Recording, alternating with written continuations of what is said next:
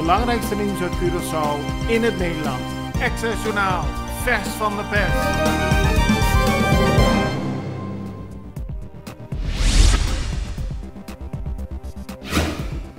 Minister van Justitie Shelton Hato wil de komende tijd meer investeren in cursussen voor werknemers van de SDKK-gevangenis.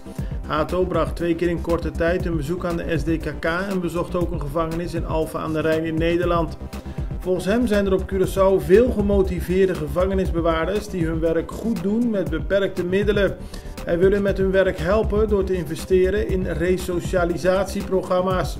Verder vindt hij het belangrijk dat het begeleiden van gevangenen ook beter is voor de Curaçaose samenleving. Het levensonderhoud op Curaçao is meer dan 6,5% duurder geworden in een jaar tijd. Dat blijkt uit cijfers van het Centraal Bureau voor de Statistiek. Het gaat onder meer vanwege de hogere prijzen voor eten, huismeubels, transport en communicatie. Daarnaast is bekend dat de prijzen voor benzine, diesel en water in de afgelopen tijd ook flink zijn gestegen. Na Colectra, nós toma tempo para servir ora com mais de comunibo. Llama no centro de cliente na telefone 0800 035 de jaluna para viernes voor die setor de mente te setor de noite para turno serviço nan of patrão cita. Se você traz cita para sabra, também por hora. Por escolher para trabalhar, riba aqualectra.com e aproveitar a mesura, põe o documento na cerca para visita cerca nós vai mais fácil. Sim, Aqualectra, seu centro de cliente, está claro para servir na momento que você come a bo.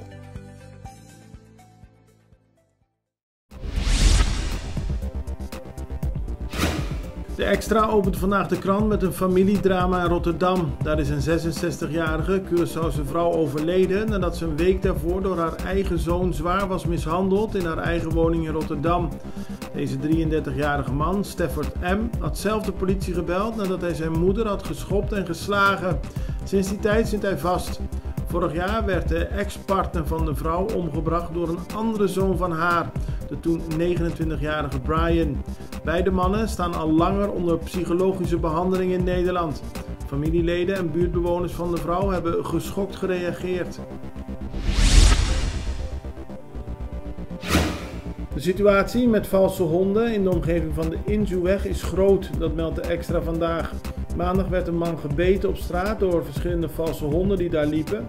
En nu blijkt is er ook een plek in de straat waar verschillende valse honden in een tuin vastzitten.